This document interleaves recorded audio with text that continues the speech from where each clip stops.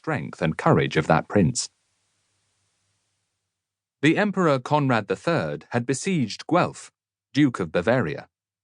No matter how base and cowardly were the satisfactions offered him, the most generous condition he would vouchsafe was to allow the noblewomen who had been besieged with the Duke to come out honourably on foot, together with whatever they could carry on their persons.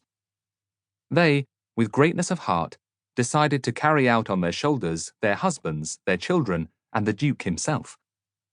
The Emperor took such great pleasure at seeing the nobility of their minds that he wept for joy and quenched all the bitterness of that mortal deadly hatred he had harboured against the Duke.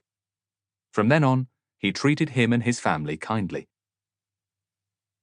Both of these means would have swayed me easily, for I have a marvellous weakness towards mercy and clemency, so much so that I would be more naturally moved by compassion than by respect.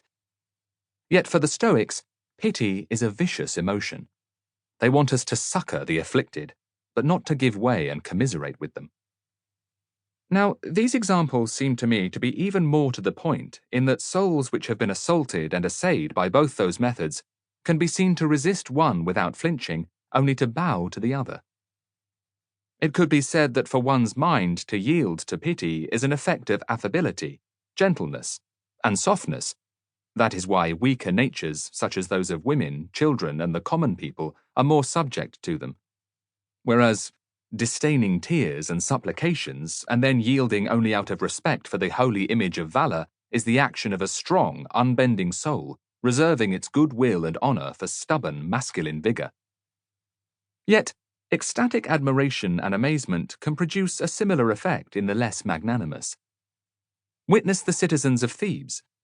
They had impeached their captains on capital charges for having extended their mandates beyond the period they had prescribed and preordained for them.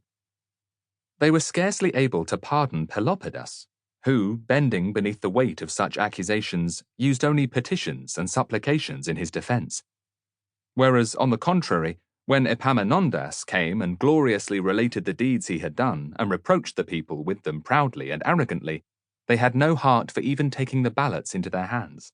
The meeting broke up, greatly praising the high-mindedness of that great figure. The elder Dionysius had captured, after long delays and extreme difficulties, the town of Rhegium, together with its commander Phaeton, an outstanding man who had stubbornly defended it.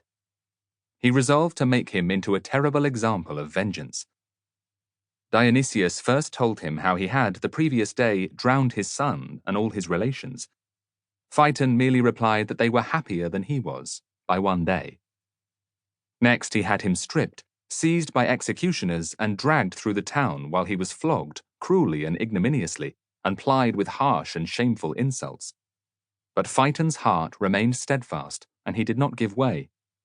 On the contrary, with his face set firm, he loudly recalled the honourable and glorious cause of his being condemned to death, his refusal to surrender his country into the hands of a tyrant, and he threatened Dionysius with swift punishment from the gods. Dionysius read in the eyes of the mass of his soldiers that, instead of being provoked by the taunts which this vanquished enemy made at the expense of their leader and of his triumph, they were thunderstruck by so rare a valour, beginning to soften, wondering whether to mutiny, and ready to snatch Phaeton from the hands of his guards. So he brought Phaeton's martyrdom to an end, and secretly sent him to be drowned in the sea. Man is indeed an object miraculously vain, various and wavering.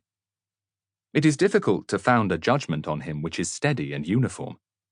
Here you have Pompey pardoning the entire city of the Mamertines, against whom he was deeply incensed, out of consideration for the valour and great-heartedness of Zeno, a citizen who assumed full responsibility for the public wrongdoing, and who begged no other favour than alone to bear the punishment for it. Yet that host of Sylla showed similar bravery in the city of Perugia, and gained nothing thereby, neither for himself nor for the others. And, directly against my first examples, Alexander, the staunchest of men and the most generous towards the vanquished, stormed, after great hardship, the town of Gaza, and came across Betis, who commanded it. Of his valour during the siege, he had witnessed staggering proofs.